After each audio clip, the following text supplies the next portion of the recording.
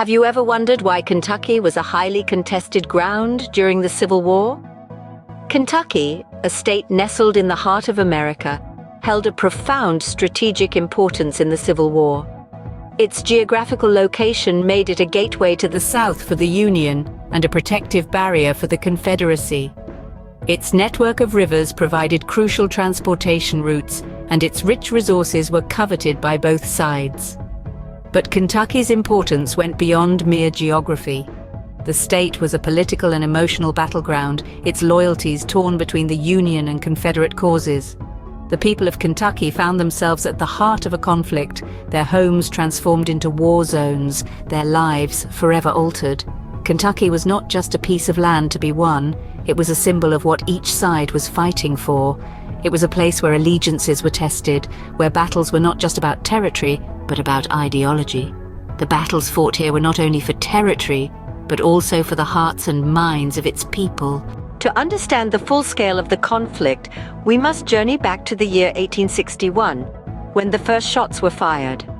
Our journey begins with the Battle of Barbourville, the first Civil War skirmish in Kentucky.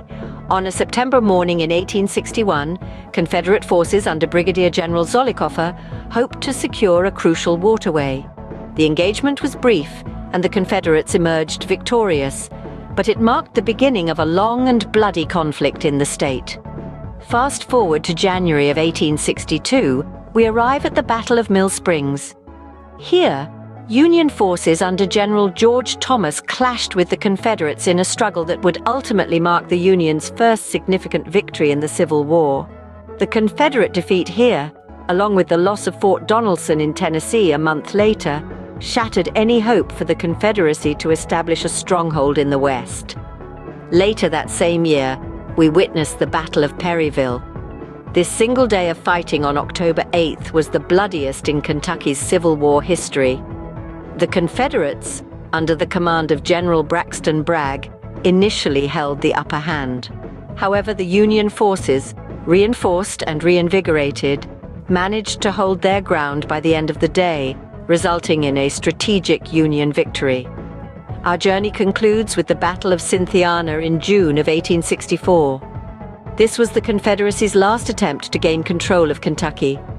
Despite initial success, the Confederate forces under General John Hunt Morgan were ultimately pushed back by the Union's counterattack. The Confederacy's hopes of controlling Kentucky were extinguished, and the Union's grip on the state tightened. These battles, though often overlooked, played a crucial role in shaping the outcome of the Civil War. From the early skirmish at Barbourville to the decisive engagements at Mill Springs, Perryville, and Cynthiana, each battle etched its mark on the canvas of history, shaping the future of not just Kentucky, but the entire nation.